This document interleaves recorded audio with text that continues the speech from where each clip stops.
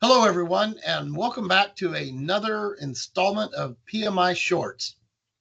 Today, I'm joined again by Lynn Robinson and Jan Haley, and we're here to talk about effective staff meetings. When we were together last, we talked about the importance of a daily huddle and its significance on running an effective practice. Today, we want to dive into a more regularly scheduled full staff meeting and tips and tricks for making that as effective as it can be. So Jan, Lynn, welcome back. Thank you, David. Glad to be back. Glad to be here. Sitting around talking about this and planning for this, we talked about almost, and Lynn, we were just saying the variables for putting together an effective staff meeting. And a few of those things initially would be the frequency of this meeting happening, which certainly could vary by size of organization, and also whether or not they're mandatory, and somebody being responsible, for actually running the meeting, whether that be a chairperson, an office manager, or department head. So having said that, let's kind of jump in. Lynn, you had some thoughts about this, about the mandatory part of the meeting. I highly recommend that you make your meetings mandatory, your monthly staff meetings, so that there isn't any question about, who will be there. And with the, what's so great about today, the technology we have is that you mentioned they can be hybrid meetings. So if you do have folks that are out on the road or working from home, or someone who can't be in the office at the time of your meeting, you can still keep it a mandatory meeting, and they can dial in. You can send them a bridge line. There's Zoom, there's Teams. There's so many options today that everyone can attend. So there's really not too many excuses for not having a mandatory meeting. So that right out of the gate shows the importance of the meeting. You're stating that this is an important piece of our work, and we need to get together and make sure that we're all on the same page together. Fantastic. Jan, anything to add to that? No, I think Lynn has covered that very well. I do just want to remind everyone the purpose of a staff meeting, and that, of course, is to really make sure we have good communication between the providers, the patients, the staff, and then also ultimately it's to enhance patient care. That's what everything we do in the office eventually leads to, that enhancing patient care. So I think just covering the things Lynn did, ensuring that people are joining the meetings, and then they're active participants. Very good. I know both of you, rule number one, have an agenda. Indeed. And Jan, you went through a pretty significant kind of diatribe of that agenda and getting it out ahead of time. But just talk about the significance of an agenda and everyone having that prior to. So I think the agenda does several different things. First of all, it helps you define the purpose of the meeting.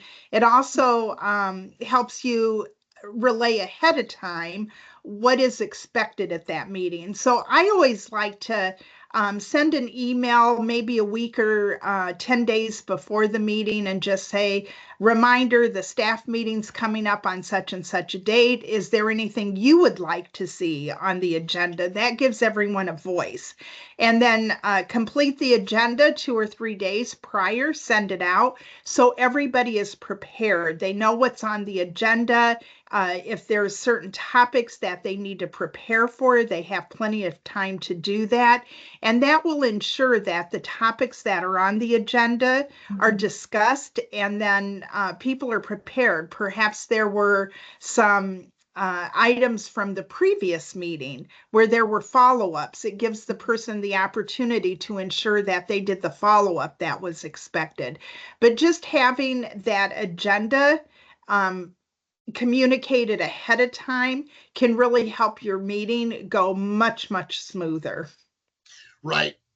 We kind of broke this down into before the meeting, during the meeting, and after the meeting. And what was really revealing is a lot of the things that during the meeting, they're really, they're not only on the agenda, they're part of the agenda, but it also gives all the responsible parties time to gather the appropriate information for the meeting that you're going to cover. It seems simple, but we were all laughing ahead of time that we've all been to more meetings than we would like to admit to that were just useless. Mm-hmm. And Nobody, that's where that agenda can keep that from happening. Because if you're the one in charge of putting together that agenda and there's not enough material, then go to the next month with the meeting. If there's too much material, perhaps you have a meeting every month, but all of a sudden there's a lot of things you need to cover. Perhaps there's some new initiatives that the office is taking, new workflows. Then you may want to have 2 meetings that month. So the agenda is so important. yeah, and we keep saying monthly. We kind of established ahead of time that depending on your organization, these may be weekly, could be monthly. Just really depends on the organization, the size of the organization, and the participants that need to be involved. Let's talk about some of the agenda items that pretty much probably should always be covered. And the KPIs, the key performance indicators, I thought those were really, really important. Yeah, so we usually set goals. Most offices do. They set goals, whether they're monthly goals or yearly goals. Sometimes those goals are even tied to performance reviews and bonuses at the end of the year. So it's important to let staff members know where you're at with those KPIs. For example, perhaps you have some KPIs that are tied to patient experience. You need to share that data on a monthly basis so people know where they're at in meeting those goals. So I think that having those addressed every single month is important, and it keeps the office on track. And it lets people know how they impact, Yeah. you know, their part in it. Lynn, you had talked about encouraging participation, but encouraging participation by potentially other people having presentations or part of, I don't want to say part of the show, but that's lack of better words, being part of the show. Well, I think that yes, I think encouraging participation from everyone on your staff, providing departmental updates could be, I think, is an important part of the agenda, but also having presentations on education, and having if the staff doesn't want to do it individually, they can do it, their department can provide some additional education. You can have someone present each month, and Jan had mentioned do safety, hand washing, the importance of hand washing. Have each department provide a presentation every month. Not only is it encouraging participation, but they're getting additional education as well, which I think it's a great opportunity during staff meetings. Well, and depending on the size of the organization, just the right knowing what the left is doing. Absolutely. I mean, in larger organizations and larger departments and people being so, and especially today, people being so isolated and in their silos, they may have no perspective on what credentialing does. They may have no perspective on how the back office or the billing operation functions. So letting everyone know kind of their piece in that part, I think is incredibly important. We also talked about celebrations. Be it birthdays, tenure, wins, things that have gone incredibly right. Staff meeting doesn't have to be all about what's going wrong. It's really important to celebrate what's going right as well. Sure. Yeah, and I think that Oh, I'm sorry, Lynn, go ahead. No, you go. I was just going to say that I think it's important. I don't think people should dread staff meetings. It should be a time of, it should be informational and interactive and something that they can look forward to, not something that they're dreading every month. Sorry, Right. Jen, I interrupted you. Oh, no, Right, Jen. that's fine. When I think of celebrating those wins too, it's sometimes it's the personal wins.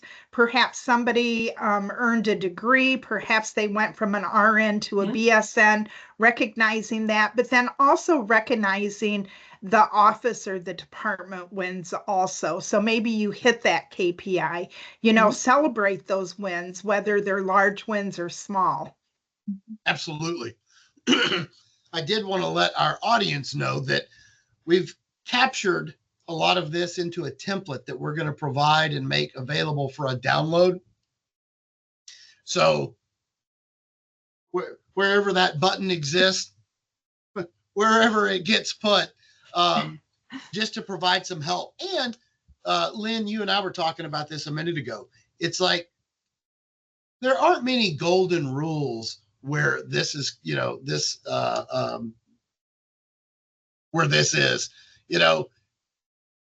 take the bits and pieces that work for you as an organization. Don't Absolutely. take the bits and pieces that don't work for you as an organization.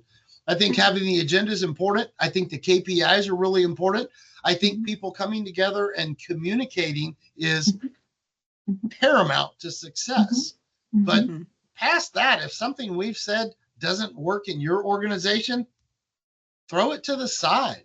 Right. Don't do it.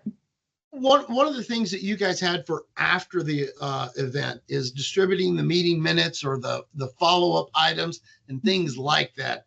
I think that's probably something that doesn't have, I can reference something that happened this morning in one of my meetings. And it's like, oh my God, I think back a week ago, those items were never sent out. And lo and behold, 1 week later, we're talking about the very same thing again, like it's all brand new. Very important. I rest my case.